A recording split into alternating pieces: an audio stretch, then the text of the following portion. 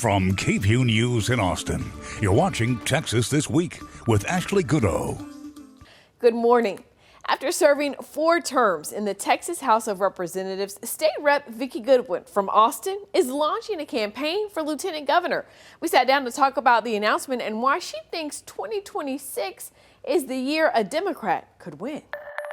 Representative Goodwin, thank you for taking some time to talk with us. Thank you for having me. You know, I think it's been no secret that you've had interest in seeking an office higher than being a state representative. You've now thrown your name in for Lieutenant Governor. Tell us why now. I believe the time we need change at this time.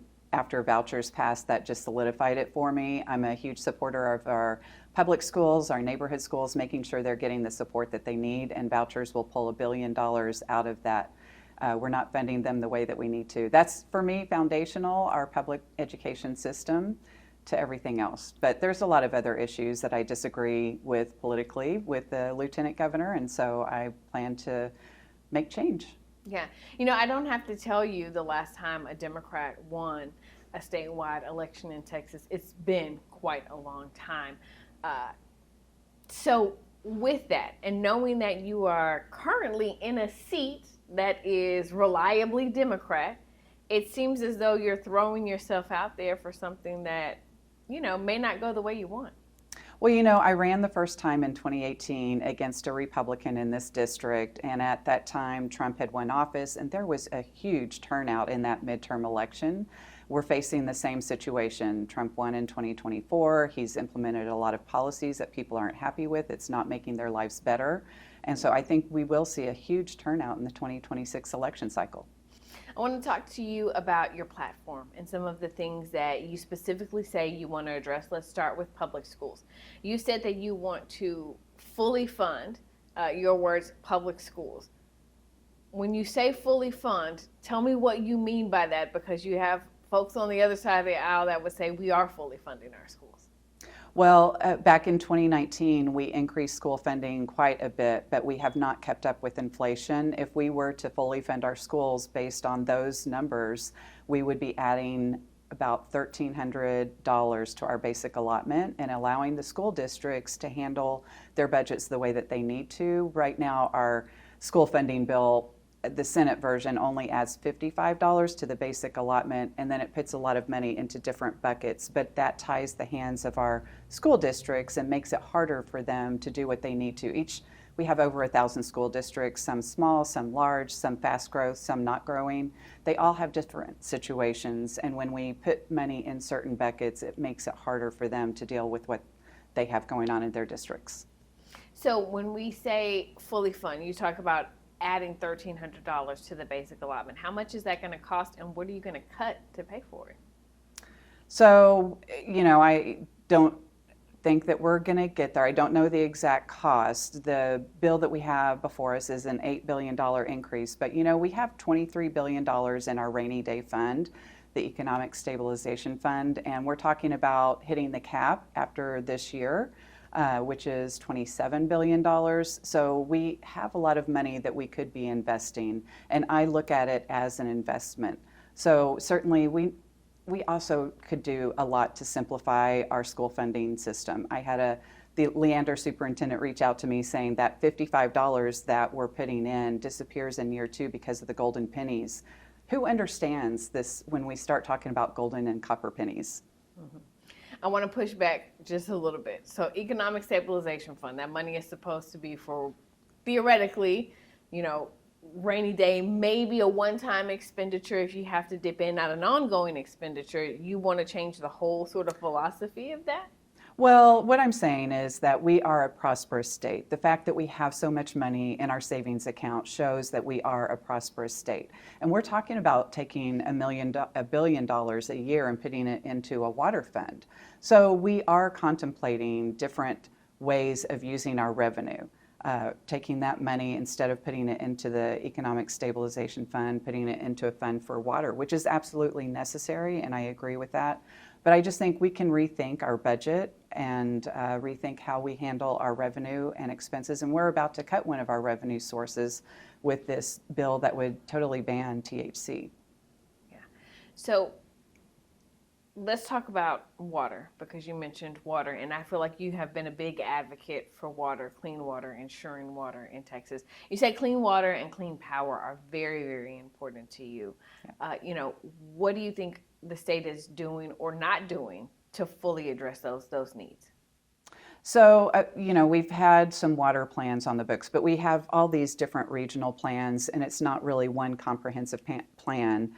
We've seen San Antonio do some really great things with pulling out some of their aquifer water that's not drinkable and cleaning it and then injecting it into an aquifer. They call it ASR, and they've come up with a way to serve the needs in their community, which is great. We need to do more of that. I'm not an engineer, but I know that we need to put a lot more work into our planning and make it more of a Texas plan instead of just regional plans. We have groundwater districts that don't necessarily follow the outlines of their aquifer, and so they aren't always covering all of the wells that are out there.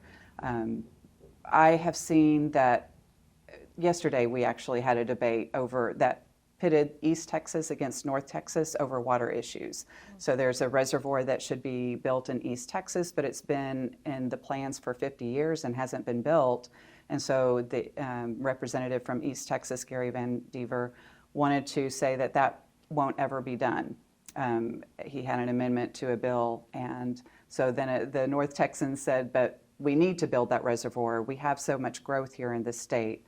So many people are moving into Texas still. The state demographer said that we're growing by 1,600 people a day.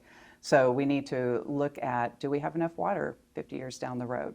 Mm-hmm. When it comes to power, are you not happy with the way things are going over at ERCOT? What changes do you think need to be made there? Well, we've seen a tremendous growth with solar, wind, and battery power, but we also see the legislature often trying to curtail that. They have passed bills that say this new money, this new revenue source can go to gas-fired power plants, but not to wind, solar, or battery. And we shouldn't be doing that. We should be looking at all the different fuel sources and thinking about what's going to be economic for our consumers, the households that are using that power. You listed housing affordability as something that is very important to your campaign. I think that's something that especially people in Austin can really relate to, and it resonates with them.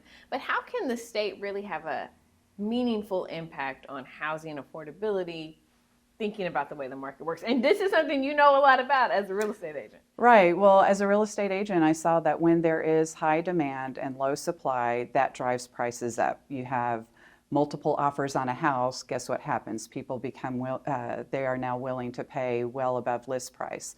The market has softened since the height, but we still see that housing prices were driven up so much that a lot of people just aren't able to access it. I had one bill this session that doesn't bring prices down, but it does help people be able to get into a home in the first place. And it's the Homes for Heroes program that Texas already has.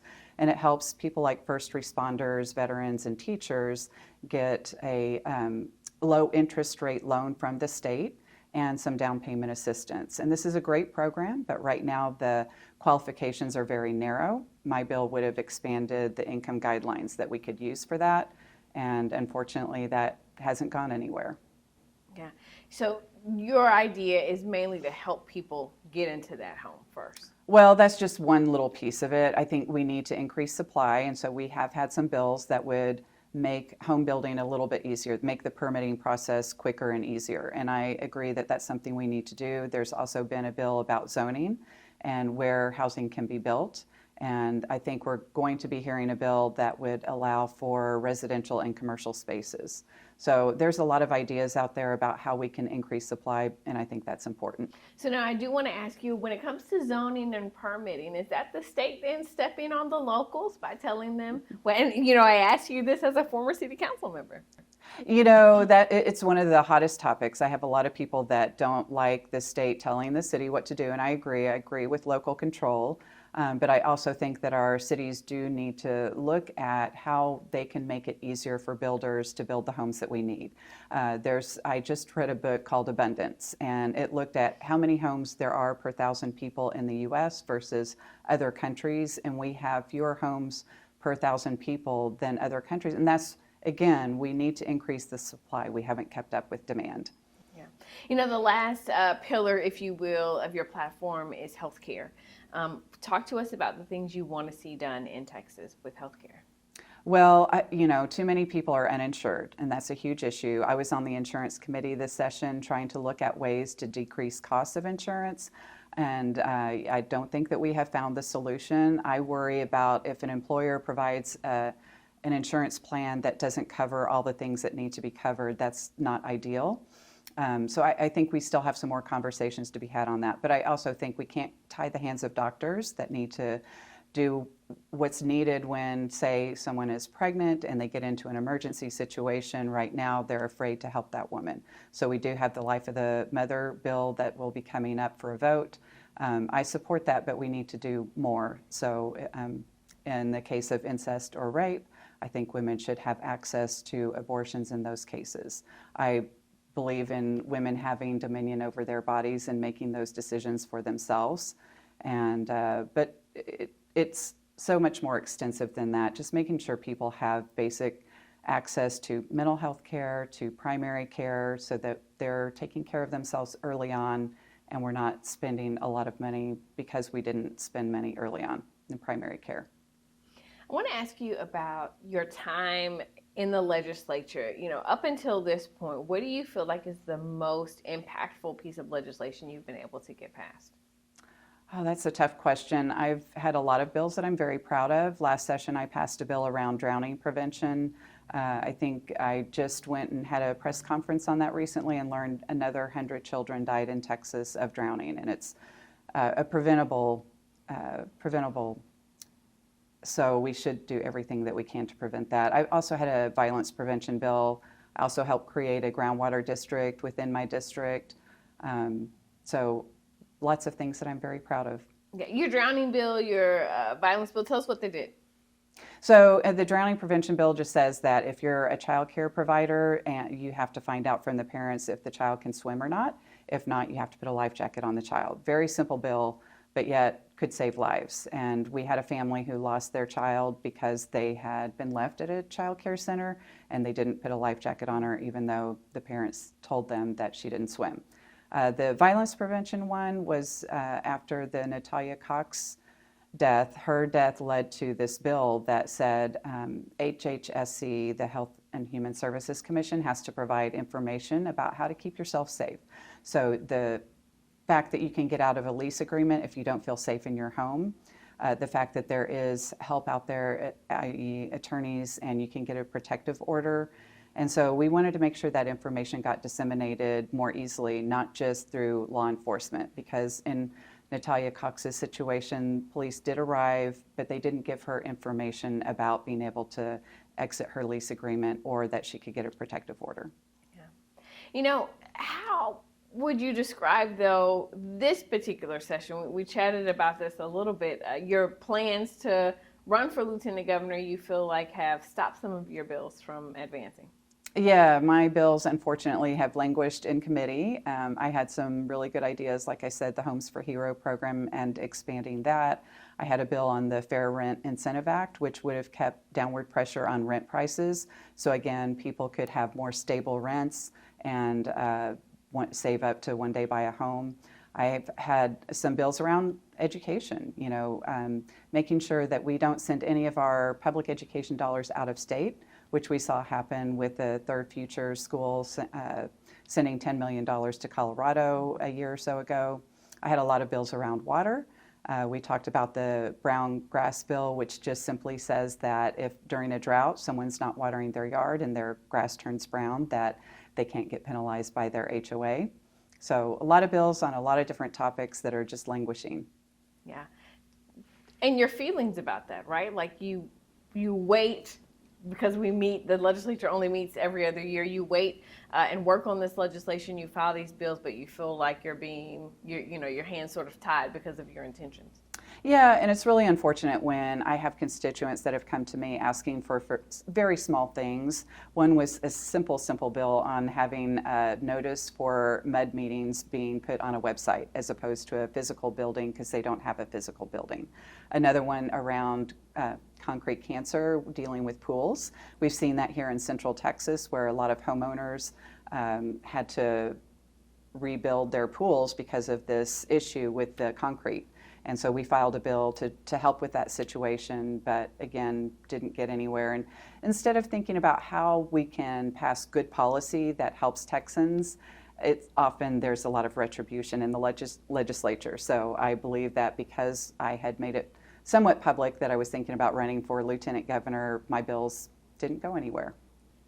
Lieutenant Governor Dan Patrick is obviously a conservative. He is on one end of the political spectrum. Where do you fall? How would you describe where you fall? You know, I really hate labels. I like telling people what my policy issues are and where I am on those, as opposed to giving myself a label. Okay, well, let me ask it this way. Some people describe you as being a bit of a more liberal Democrat. Do you think that message, that description of you, because that is what's going to be obviously out there as we head into the campaign season, you think that's going to resonate with Texas voters? Right. I'm sure I will be called a liberal. If that means supporting our public schools, if that means making sure people have access to the health care that they need, if that means looking at how can we keep housing costs down, really looking at, I like to solve problems through policy, and I try to be very pragmatic, and I'm very open-minded. I, in fact, change my mind on the floor sometimes. We had a bill that was about food trucks, of all things, that the city of Austin was really not in favor of. But after asking the author of the bill some questions about it, he said, a lot of food trucks operate in multiple cities, even if they're just in Travis County. It might operate in Pflugerville and Cedar Park and Round Rock and Austin, and they have to get a permit in every city. And so his bill was to make that process easier for a food truck owner, which is a small business. And I support small business because I have a small business myself. And so I ended up voting for that bill. I really try to be very thoughtful and not, I really don't like the labels because I'm not sure. Someone else might think liberal is one thing. Well, let me just tell you what my ideas and what I'm trying to accomplish, and you decide what I am. You will have a very long road and a big job trying to explain that to people across the state ahead of the 2026 election. And let's just be frank, to do that, you're going to need money. The lieutenant governor has a very large war chest. He has supporters with very deep pockets. How are you going to, combat that? Will I be able to raise the same amount he can? That's yet to be seen. I will say the first time I ran for office, I never planned to run for office in the first place. And when I met with the professionals, they said, you're going to have to raise $400,000. And that seemed impossible at the time, but I was able to do that. My second time, I had a target on my back. I raised $1 million. This time they're saying like tens of millions of dollars. I don't know how you do that, but I will get out there and work hard and hopefully have grassroots supporters, hopefully have some larger donors, and we'll do what we need to do. I will put my all out there, and I hope that Texans respond to that. Yeah. I wanted the support you think you're getting from the Democratic Party of Texas. Do you think that that's going to make a difference? Absolutely. I believe that we need to have a strong Democratic Party. We need to have the infrastructure from county party chairs, precinct chairs, and all of that. And so I've worked very hard to try to build that infrastructure in the last year or two. Okay. Final message for people who may be watching this as to why they should really start to, I know it's early, right? But start to consider what you have to offer. Well, you should always consider what any candidate has to offer. And, Republicans have been in charge of this state for 30 years. Is your life better under the Republican leadership? Do you believe it's going to be better going forward? Or do you think it's time for a change? I believe it's time for a change. Lieutenant Governor Dan Patrick launched his bid for re-election back in April. His first endorsement came from the President of the United States, who wrote on social media, quote, "Dan Patrick has my complete and total endorsement. He will never let you down," end quote. Of course, there is quite a bit of time between now and the November election, but we will keep you in the loop all along the way. That's it for Texas This Week.